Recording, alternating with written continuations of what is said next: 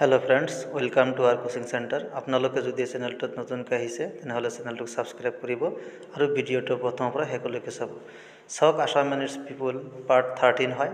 আগৰ ভিডিঅ'বিলাক আপোনালোকে যদি চোৱা নাই তেনেহলে চাই ল'ব। গ্ৰেড 3 গ্ৰেড 4 পৰীক্ষাৰ কাৰণে কোৱেশ্চনবোৰ বহুত ইম্পৰ্টেণ্ট হয়। চাওক, Assam and its people part 13ৰ কোৱেশ্চন নম্বৰ 1, ধলা শদিয়া দলংখন কোনটো নদীত অৱস্থিত? বহুত ইম্পৰ্টেণ্ট কোৱেশ্চন। ইয়াৰ এনসাৰটো হ'ব option D, Lohit. Question number 2, Brahmaputra নদীর পশ্চিমত অবস্থিত উপনদীর নাম কি?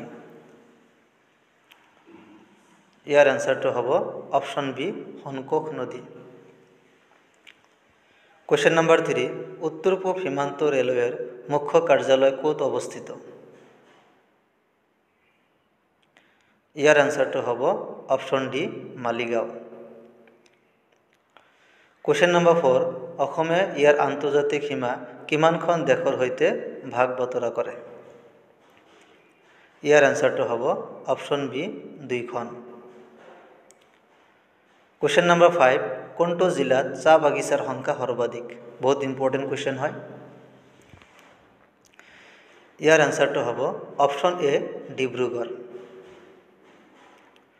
কোয়েশ্চন নম্বৰ 6, কিমান চনত চাহক অসমৰ ৰাজ্যিক পানীয় হিচাপে ঘোষণা কৰা হয়? ইয়াৰ এনসাৰটো হ'ব অপশন সি, 2011 চনত। কোয়েশ্চন নম্বৰ 7, ৰঙিয়া বিদ্ৰোহ কিমান চনত সংঘটিত হৈছিল?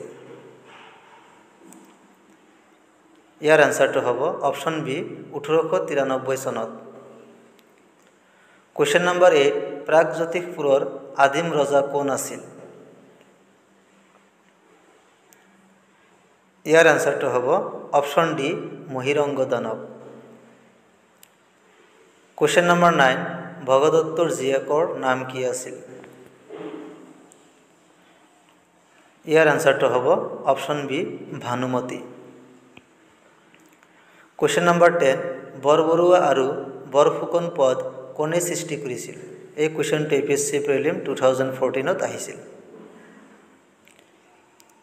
ইয়াৰ এনসাৰটো হ'ব অপশন এ, প্ৰতাপ সিংহ।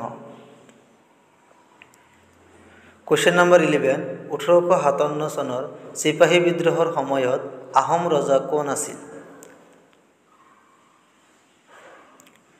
ইয়াৰ এনসাৰটো হ'ব অপশন ডি, পুৰন্দৰ সিংহ।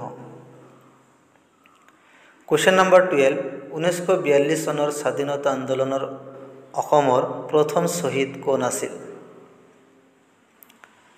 ইয়াৰ এনসাৰটো হ'ব অপশন সি, কনকলতা বৰুৱা।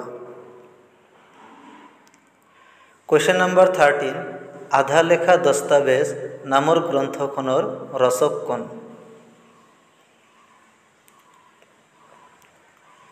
ইয়াৰ এনসাৰটো হ'ব option B, Mamoni Raisom Goswami. Question number 14, Jnanpith বঁটা বিজয়ী প্ৰথম অসমীয়া মহিলাগৰাকীৰ নাম কি? ইয়াৰ এনসাৰটো হ'ব অপশন এ, মামণি ৰয়ছম গোস্বামী। কোয়েশ্চন নম্বৰ 15, ৰামধেনু আলোচনীৰ প্ৰথম সম্পাদক কোন আছিল? ইয়াৰ এনসাৰটো হ'ব অপশন এ, ইন্দ্ৰকমল বেজবৰুৱা।